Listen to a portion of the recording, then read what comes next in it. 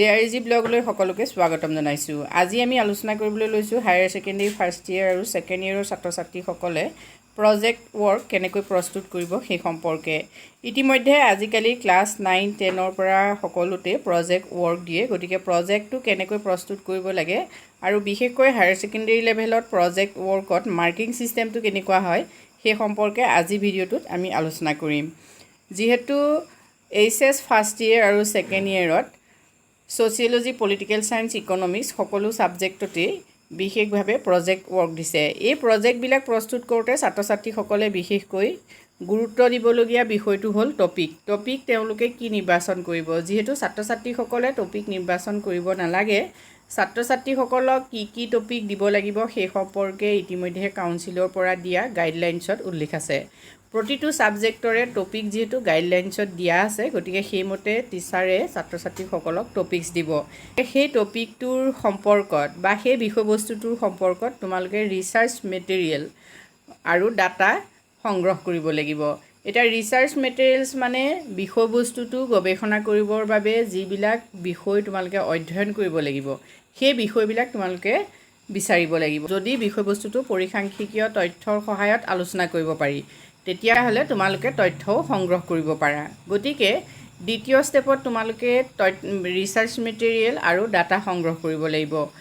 তৃতীয় স্তৰত আহিলে organisation of material and data. এতিয়া ডাটাখিনি কালেক্ট কৰাৰ পাছত বা তথ্যসমূহ তোমালোকে লাভ কৰাৰ পাছত সেই তথ্যসমূহ তোমালোকে সংগঠিত কৰিব লাগিব। অৰ্থাৎ কোনটো তথ্য ক'ত দিবা, কেনেকৈ তোমালোকে সেই তথ্যখিনি ব্যৱহাৰ কৰি তোমালোকৰ প্ৰজেক্টটো প্ৰস্তুত কৰিবা সেই সম্পৰ্কে তোমালোকে এটা প্লেন বনাব লাগিব। নেক্সট আহিলে প্ৰেজেণ্ট মেটেৰিয়েল ডাটাখিনি তোমালোকে কেনেকৈ উপস্থাপন কৰিবা সেইটো সকলোতকৈ ডাঙৰ কথা। এতিয়া টপিকটো পোৱাৰ পাছত তোমালোকে যিহেতু এই কামখিনি কৰিব লাগিব ডাটাখিনি উপস্থাপন কৰিবৰ কাৰণে, গতিকে প্ৰথম অৱস্থাত গোটেই বিষয়বস্তুখিনি বা মেটেৰিয়েলছখিনি গোটাই লোৱাৰ পাছত তোমালোকে যেতিয়া লিখিবলৈ আৰম্ভ কৰিবা, তেতিয়া প্ৰথম লিখনিটো হ'ব তোমালোকৰ বা প্ৰথম পইণ্টটো হ'ব তোমালোকৰ ইন্ট্ৰডাকশ্যন, অৰ্থাৎ আৰম্ভণি। সেই আৰম্ভণি বা পাতনি, সেই পাতনিতে তোমালোকে সেই বিষয়বস্তুটো যিটো বিষয় তোমালোকক দিয়া হয় সেই বিষয়বস্তুটো উপস্থাপন কৰিবা। বিষয়বস্তুটোৰ গুৰুত্ব সম্পৰ্কে দুষাৰিমান লিখিবা। নেক্সট ষ্টেপত তোমালোকে লিখিবা মেথডলজি, অৰ্থাৎ কি মেথড ব্যৱহাৰ কৰি তোমালোকে এই প্ৰজেক্টটো লিখিব খুজিছা বা প্ৰজেক্টটো বনাইছা সেই মেথডটো লিখিবা। মেথডটো এনেকুৱা, মেথড দুটাই থাকে, এটা হ'ল প্ৰাইমেৰী ডাটা, এটা হ'ল ছেকেণ্ডেৰী ডাটা। প্ৰাইমেৰী ডাটাটো মানে প্ৰাথমিক তথ্য, যিটো তথ্য তোমালোকে নিজে চ'ৰ্চলৈ গৈ মানে যিটো উৎস, সেই উৎসলৈ গৈ তোমালোকে নিজে সংগ্ৰহ কৰি আনা। মানে প্ৰথমবাৰৰ বাবে যিটো তথ্য সংগ্ৰহ কৰা হয় সেইটো হ'ল প্ৰাথমিক তথ্য, যিটো মৌলিক তথ্য বুলিও কয়। গতিকে তোমালোকে যদি নিজে গৈ উৎসৰ পৰা তথ্য সংগ্ৰহ কৰা তেতিয়াহ'লে সেইটো প্ৰাথমিক তথ্য ব্যৱহাৰ কৰি তোমালোকে প্ৰজেক্টটো প্ৰস্তুত কৰিছোঁ বুলি লিখিব পাৰা। যদি তোমালোকে প্ৰাথমিক তথ্য ব্যৱহাৰ নকৰি আনে সংগ্ৰহ কৰি থোৱা তথ্য, যেনে ধৰি লোৱা বাতৰি কাগজৰ পৰা লৈছা, ইণ্টাৰনেটৰ পৰা লৈছা বা বিভিন্ন কিতাপৰ পৰা লৈছা বা বিভিন্ন বিষয়বোৰৰ ওপৰত কোনোবা সংগঠনে ধৰি লোৱা আগতে ৰিচাৰ্চ কৰি থৈছে, সেই ৰিচাৰ্চ পেপাৰ পঢ়ি পেলাই তুমি তাৰ পৰাও ডাটা সংগ্ৰহ কৰিছা, তেতিয়া তোমাৰ তথ্যখিনি হ'ব ছেকেণ্ডেৰী ডাটা, অৰ্থাৎ গৌণ তথ্য। গতিকে বোলে মই গৌণ তথ্য ব্যৱহাৰ কৰি পেলাই কি কৰিছোঁ, প্ৰজেক্ট ৱৰ্কটো কৰিছোঁ। গতিকে মেথডলজিত সেই দুটাৰ ভিতৰত এটা লিখিবা।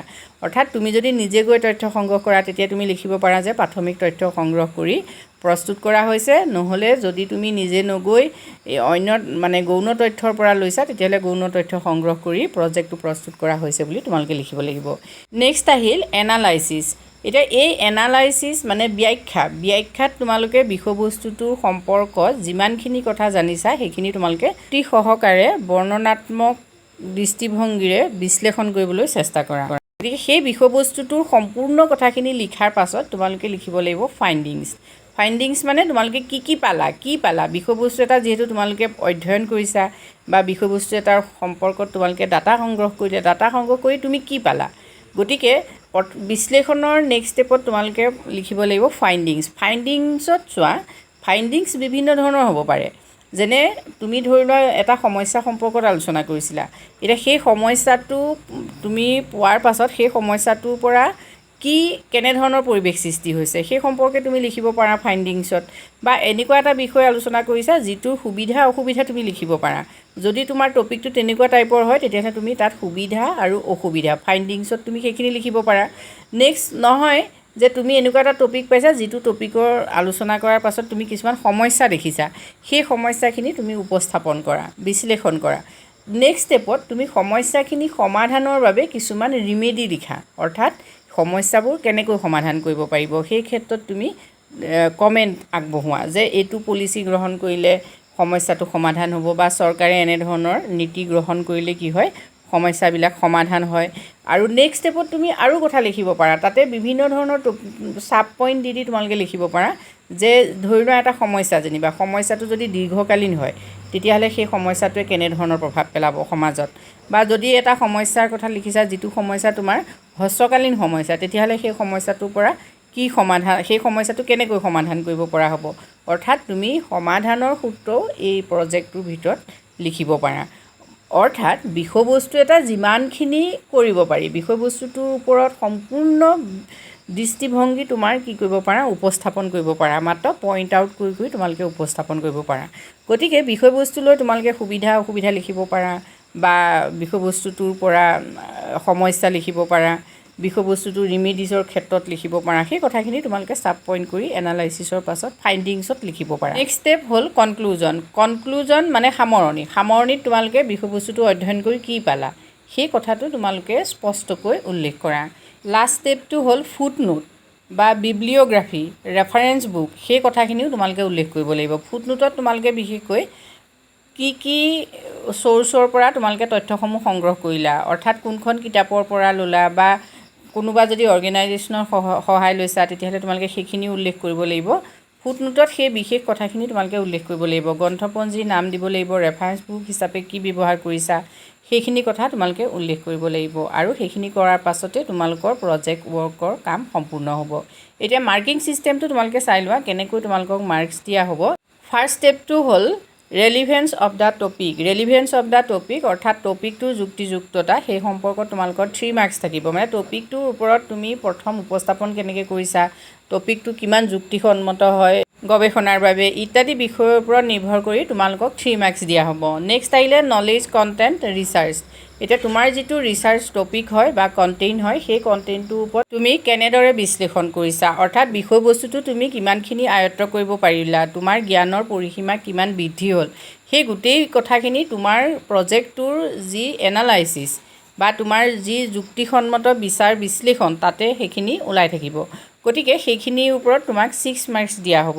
সেই 6 মাৰ্কছটো যিহেতু নিৰ্ভৰ কৰিব সম্পূৰ্ণ প্ৰজেক্টটোৰ যিখিনি আভ্যন্তৰীণ বিষয়বস্তু সেইখিনিৰ ওপৰত।